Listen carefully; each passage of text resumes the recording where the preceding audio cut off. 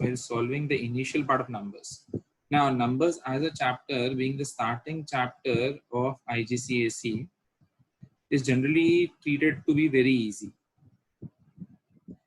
right? But the weightage here is 10 to 15% of the thing. And obviously, I do understand that most of the part do come from a ratio, percentage, and sequences, as far as past papers are concerned, and that is what the pattern goes by.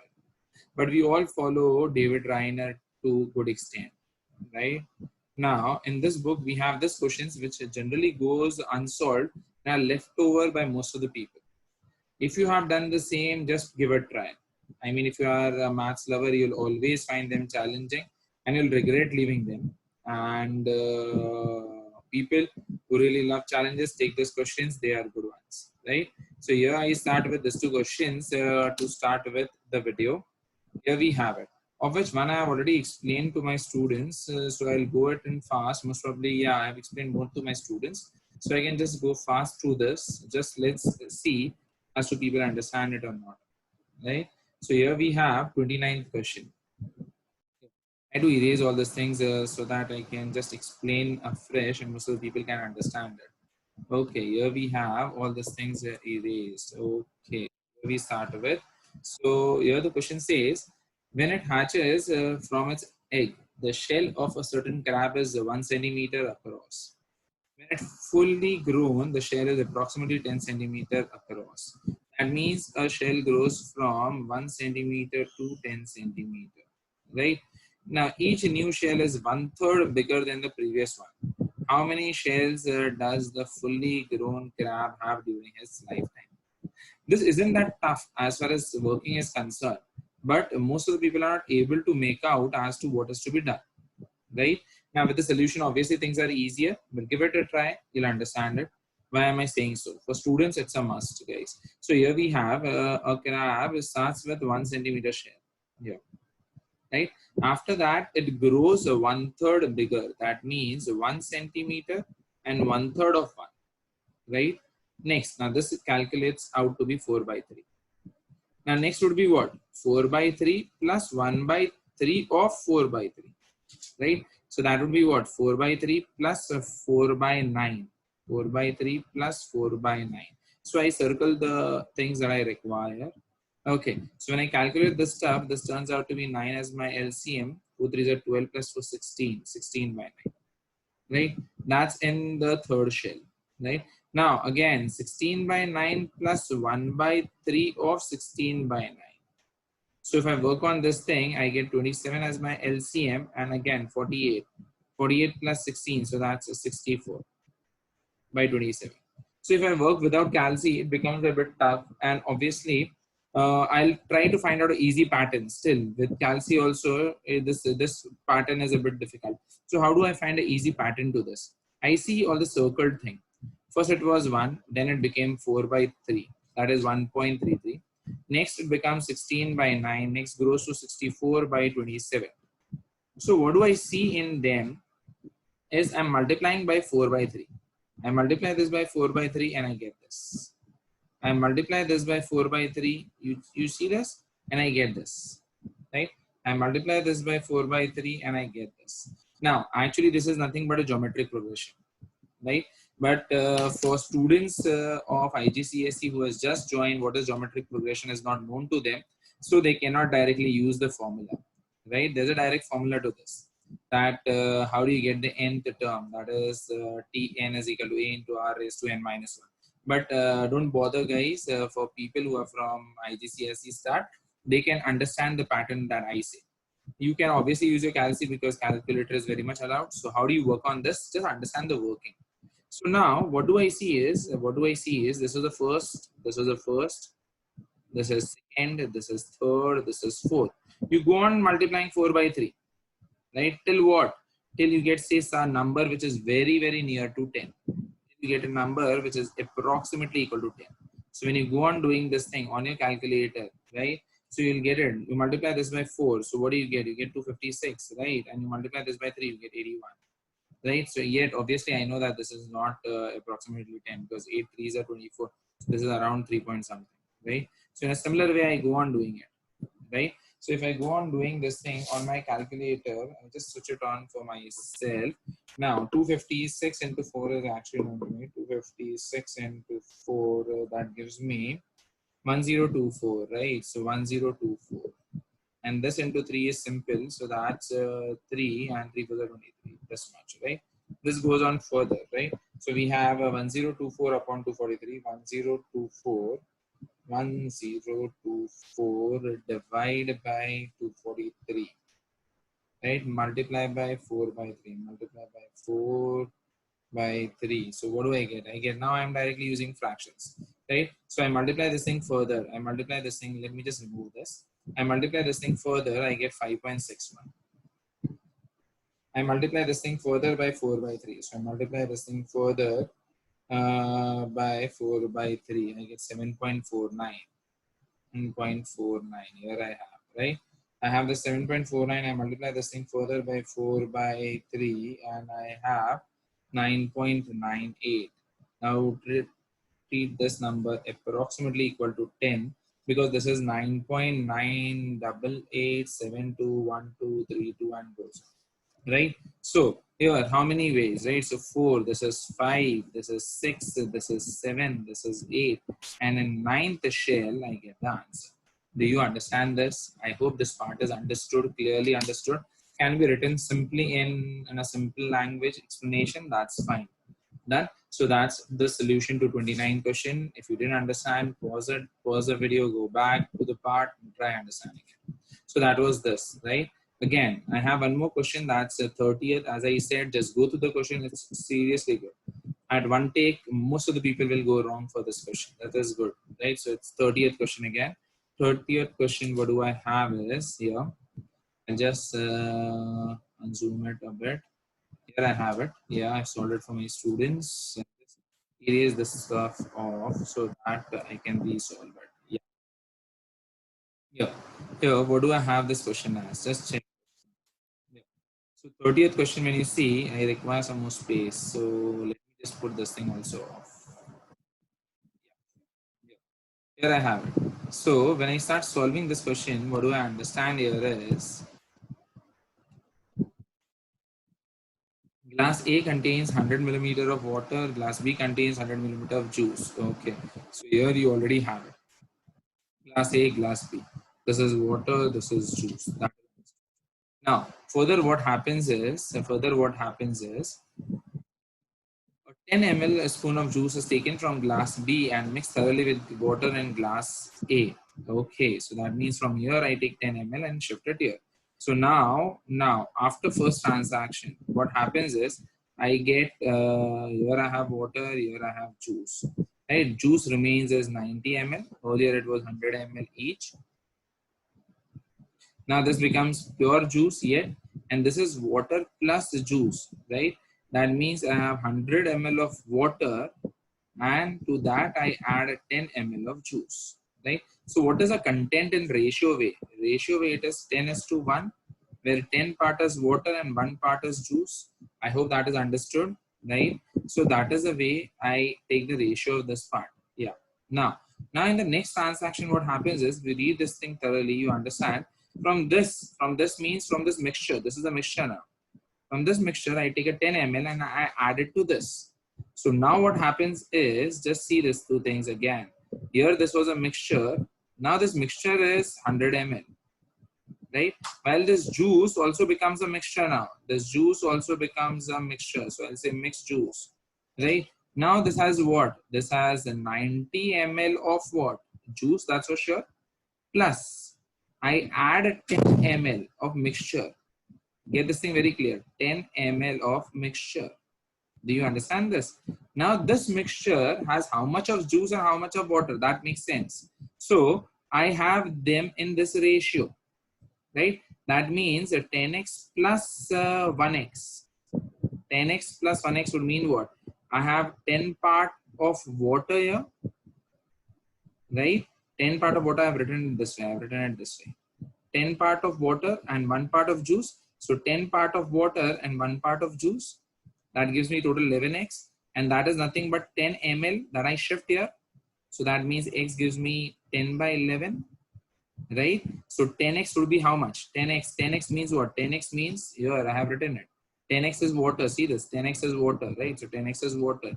What is 1x? 1x is juice. So 1x is juice here. I hope that's understood. So when x is 10 by 11, 10x becomes what? It becomes 100 by 11. I hope that part is understood, right? 100 by 11, that is somewhere less than 10. That's clearly understood. This much ml, right? While if I take this thing here, I get 10 by 11. I hope that's understood. So this is what I shift from here. I hope that is understood, right? So now in this juice mix, that I call B, which was B, in B, what do I have? Just check. In B, I have juice. How much? 90, that is for sure. Right? I add something. What do I add? I add water. That is how much? 100 by 11 ml. And I add juice. That is how much? 10 by 11. Do you understand this? Now, if I work out on this juice, how much this juice turn out to be? The juice is nothing but 90. Here I work out. 90 plus 10 by 11. That gives me 990 plus 10 by 11. That is 1000 by 11. So that is 1000 by 11 ml. While water is how much? 100 by 11. So if I take the ratio of this, juice by water or water by juice, whatever. Earlier I had this ratio. See this. The ratio here in A. The ratio here in A. The ratio here in A. I am very clear. It is when I take water to juice, it is 10:1. Right? Water to juice, it is nothing but 10:1. In A. In B, I am interested in taking the same part. Do you understand this? As to what is the ratio? So here if I take, obviously juice is more. So juice is to water. What is the ratio? So if I take the ratio, just check out. It is 1000 by 11 upon 100 by 11. 11 cancels out. Again, the ratio is 10:1. So after doing all these things, the ratio in A is 10:1, water to juice. That's obvious. Water is more. In second part, obvious part is B is juice is more. So again, the ratio remains 10:1. So by doing all this thing, it remains the same. The ratio remains the same. I hope that is understood. The ratio remains same. Ratio remains same. Matlab, don't make a mistake. Ratio remains same means what? It is more quantity to less quantity ka ratio. So here it is water to juice. That is 10:1 in A. Right? It's clearly mentioned. While in B, it is juice to water. That is 10:1. Now this problem goes tough with students. So I've explained it here. Okay. Anyway, this was a problem which I found my students not getting it. So I explained it out. Here, we go ahead with the next part which says what? Simple thing, changing fractions. I've done it for my student. Most of the people understood it. I'll just explain one question if required. Maybe see. Just take any random question. Say sixth question. I have 3 by 8. I want to convert this fraction into decimal. The easiest way is make denominator a number which is a multiple of 10. So 8 को multiple of 10, it's a bit difficult, but what clicks me easily is 8 into 25 is 200. So I multiply and divide by 25. So I get 75 upon 200. Now I know what is 75 by 2. You just understanding this part, 75 by 2. I know this stuff. What is 75 by 2? So that is nothing but I cancel these two things. So 75 to, I mean, when I cancel it means I divide by 2. So divide this by 2. 75 by 2 gives me 37.5 upon 100. So as I want, okay, this number is a multiple of 10. I got it. 37.5 upon 100. So this is the answer. It's easy. It's more evident in this case. See this, 1 by 4. What do? I multiply this by 25, I divide this thing by 25. Right? So this becomes 25 upon 100. So this becomes 0.25. That's easy, I suppose. Right? Okay. Now in certain cases, since you are supposed to do this problem without calci, with calci there's no question only. You can all just type in and you get the answer. But without calci, most of the questions you cannot directly do it. So you can use long division method also. I've showed it here. Is that clear? Generally the way igcse goes by is you need to have an answer with 3 significant digits for one decimal for angles part. When here you don't have anything of that kind, right? Okay. Anyway, this was homework for my students. Anyway, we move further. We move further with our work. Here we have all easy things, number facts. I don't think so there's anything that is required, but I just explained this part. These are self-explanatory. My student knows it. I'm damn sure about this. The only thing that I can explain it to my student would be, say, a prime number, just to revise it out. Right? It's a number divisible by 1 and self. 2, 3, 5, 7 are all prime number. 1 is not a prime. Get this thing very clear. Done. Okay, factors of 12, that means you see to it, okay, what are the numbers where you can get 12. Multiples of 12, that all is understood. HCF, LCM is something that people must have forgotten. I'll just explain it out. Here, I take some problems for that part. Say this all seems to be easy. Yeah, something is circled, right? Yeah, this one. Common multiple. Okay. So here you have highest common factor. So 24, how do you do it? I'll show you the way. 24, 60, 144. 24, you're supposed to find factors of it. So just find factors of it. So 24 ka factors, whichever are prime. So take prime factors. So you can divide it 24. So I know when I divide the 24 by 2, I get 12. 12 can be further broken as 2 into 6. 6 can be further broken as 2 into 3. So see this, 2 into 2 into 2, 8. 8 and 3 is 24. Yeah, 60. Divided by 2, I get 30. Divided by 2, I get 15. 3 into 5, just check out. 2 2s are 4, 4 3s are 12, 12 5s are 16. 144, divide by 2, I get 72. Divide by 2, I get 36. Divide by 2, I get 18. Divide by 2, I get 9. Divide by 3 and 3, just check. 2 2s are 4, 4 2s are 8, 8 2s are 16, 48, and 48 3s are, right? That will give you 144. Now, when I say highest common factor, that means what is common in there? So this is common. 2, 2, 2, common. 2, 2, 2, common. 3, 3, 3, common.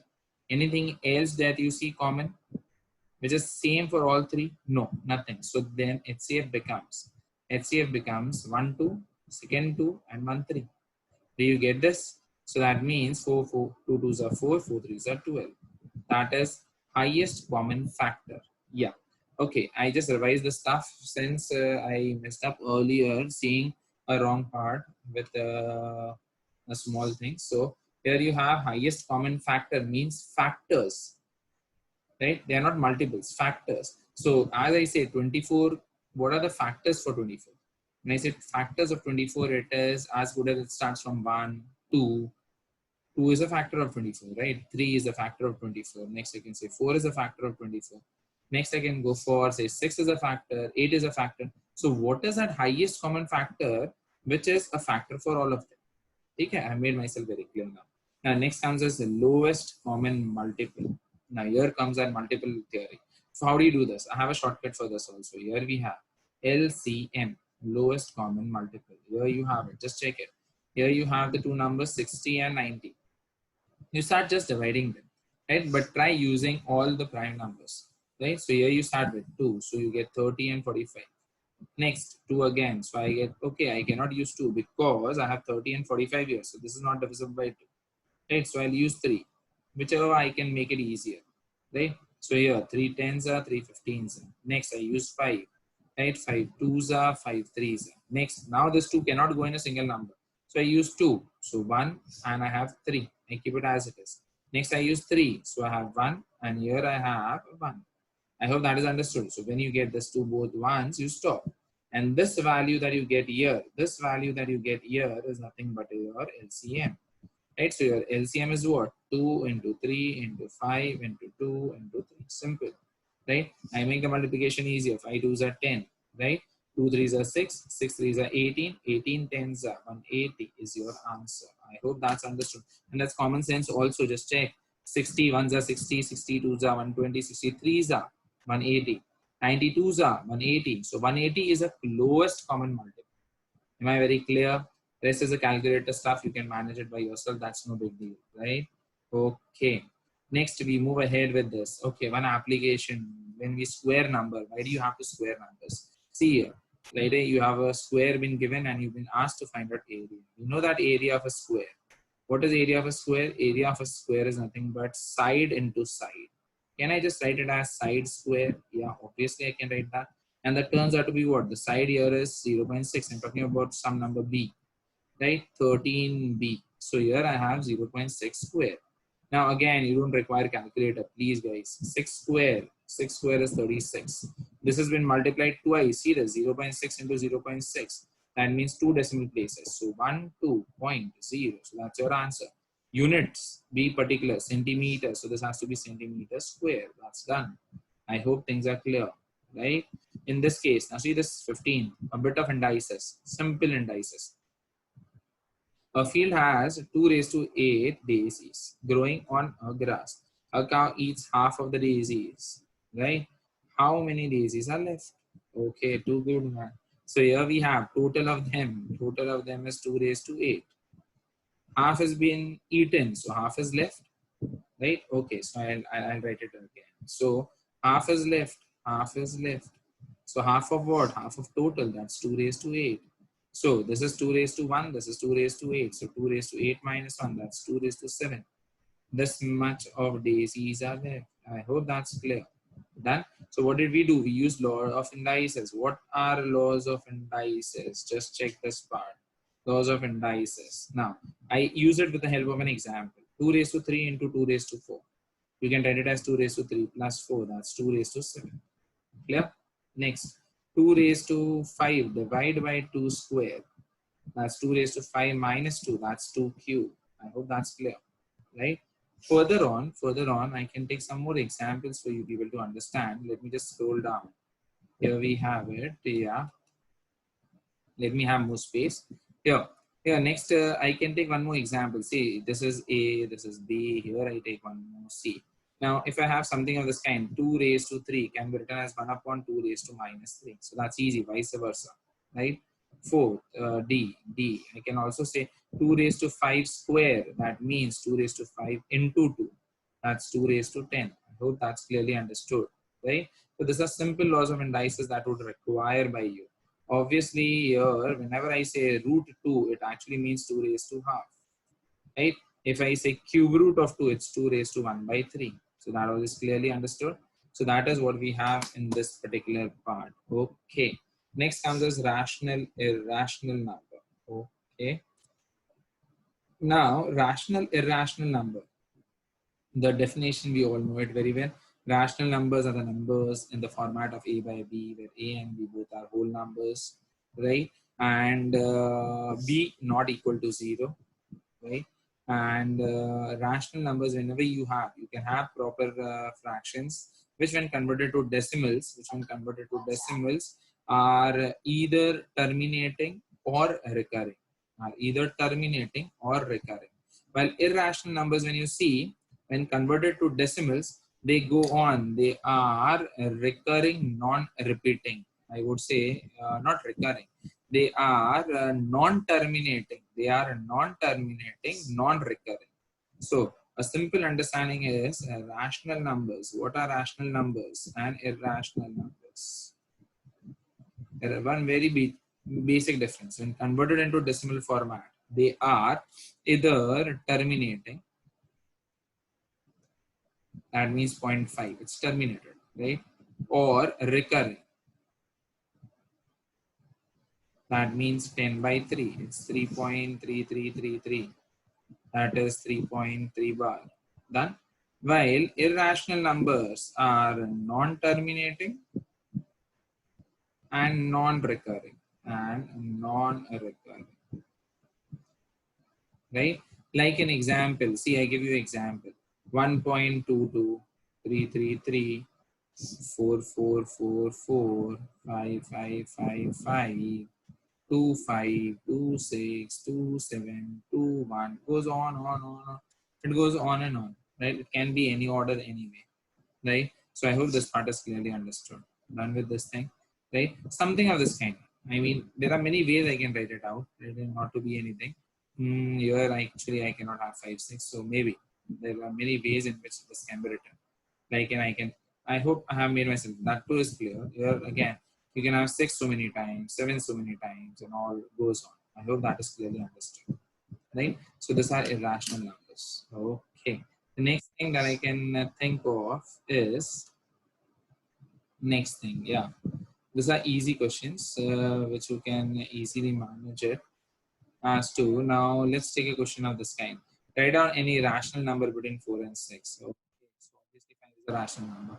So I can always put 5. So that's okay. So these are easy things that you can manage it. Rational number between root 2 and root 3.